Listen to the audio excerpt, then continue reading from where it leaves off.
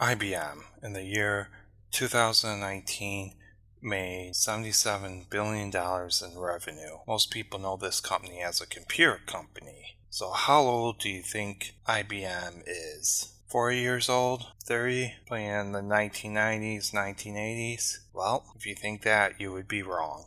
IBM is over 100 years old. So how is it a computer company is far older than any modern computers? Here's the history of a company that won 5 Nobel Prizes, 4 Turing Awards, 5 National Medals of Technology, and 5 National Medals of Science. The start of IBM dates back to June 16, 1911. 4 companies amalgamated into the Computing-Tabulating-Recording Company, or CTR, which would later be known as IBM. 4 companies were Bundling Manufacturing Company, which built manufacturing time clocks, Tabulating Company, which manufacturing punch card, the International Time Recording Company, and the Computing Scale Company of America. In 1914, Thomas J. Watson joined CTR, and 1 year later would be made company president on March 15, 1915. Watson made Think CTR slogan, and in 1916, CTR would start an educational program. Over the years, CTR would expand business internationally. In 1924, Watson finally renamed the business International Business Machine Corporation. He never liked the name CTR. Watson's first major hurdle to overcome as president of IBM was during the Great Depression, where he made a risky bet on the company. He did not reduce employees but increased them, and he was stocking up on inventory. Watson did sell the IBM Food Service Equipment division. However, in 1935, his bet paid off when the government started the Social Security program, creating the biggest accounting operation of all time. IBM during 1931 developed the first hollow punch card machine that could multiply and was manufacturing electromagnetic typewriter in 1933, which helped them with the biggest accounting operation. A year later, the Supreme Court ruled IBM could only set punch card specifics. Before this, IBM was requiring all customers to only use their cards. Later in 1937, IBM would create IBM 805 testing score machine, an early version of a Scantron. Obviously, this machine greatly speeded up scoring tests. Because IBM at this time was working in multiple countries, IBM ended up helping both sides of the war. Unfortunately, the Third Reich did use IBM machines to help round up people. However, in America, IBM did place all IBM facilities at the disposal of the U.S. government long before U.S. got involved in the war, shifting its product line from tabulating equipment to guns. Also, Watson set aside funds for widowers and orphans.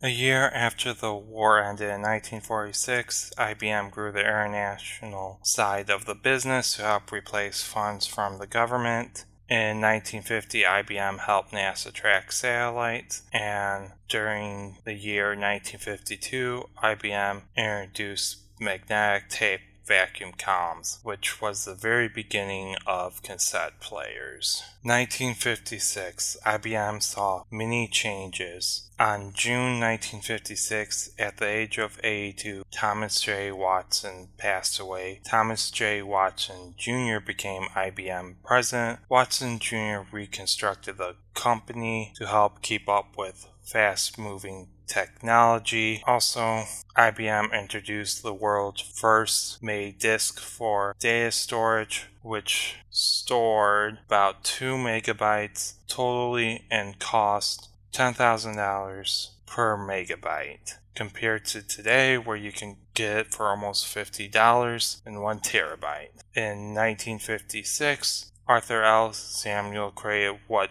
is believed to be the first artificial intelligence by having the computer learn how to play checkers. Also in 1957, Watson Jr. introduced a new rule where IBM would not create any more machines with vacuum tubes and will use transistors instead. This was unheard of during this time frame and helped make home computers by reducing the size of circuit boards. In 1959, IBM would introduce IBM 1401 and IBM 1403, a transistor computer and a printer. In 1964, IBM introduced System 360, creating a new concept of family computers. In 1966, IBM invented 1 transistor's DRAM cells. This created a major increase in memory capacity. In 1969, the American National Standard Institute makes magnetic strip developed by IBM the standard, jumpstarting the credit card industry. In 1969, IBM helped NASA with the first man on the moon. At the beginning of the 70s, Watson Jr. had a heart attack and retired. Frank T. Carl, a 25-year-old employee, would end up as the CEO. In 1970, IBM introduced the relational database, a form of database to this day is used in SQL for things like website, Salesforce, and many other programs. In 1971, IBM achieved its first speech recognition and introduced the floppy disk. In 1973, IBM created Winchester storage technology, which doubled the information that could be stored. In 1973, IBM employee named Dr. Leo Eskar, I'm sorry, I know I mispronounced that name, gained a Nobel Prize for discovering of the phenomenon of electronic tunneling. In 1974, IBM announced System Network Architect SNA, a networking protocol for computer system. This was the most used communication network until 1990 when TCP and UDP was found, which is what we use for the internet as of today. In 1976, IBM 3800 printer is installed. This was the first commercially combined laser technology and electrograph, or in other words,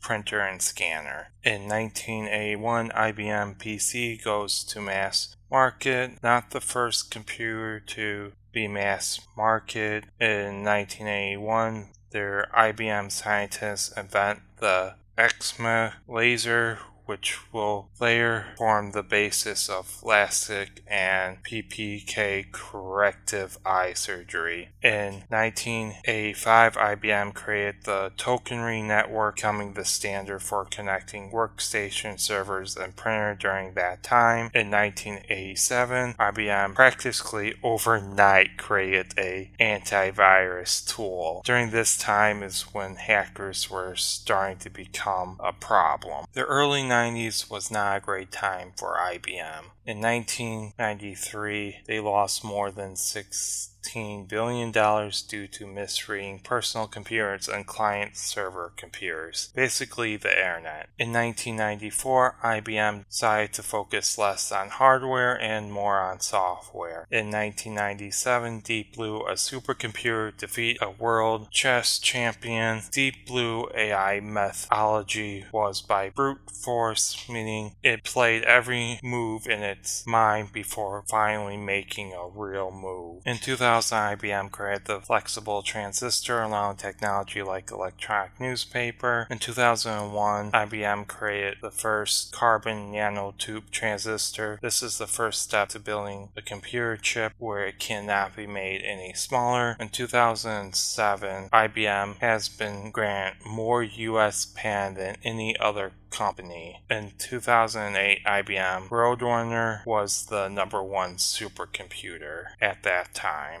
In 2011, Watson's an IBM supercomputer competed on Jeopardy's TV show against Ken Jennings. This was a bigger deal than many people thought because this was showing how a computer could understand human speech and give an answer back in human speech form, helping to create technology like Siri and Alexis. IBM's last big move as of today was in 2019 when they acquired Red Hat. IBM is currently trying to focus more on computer AIs and gaining more of a foothold into the cloud market or web hosting market. If you like this video, please like and subscribe. Thank you.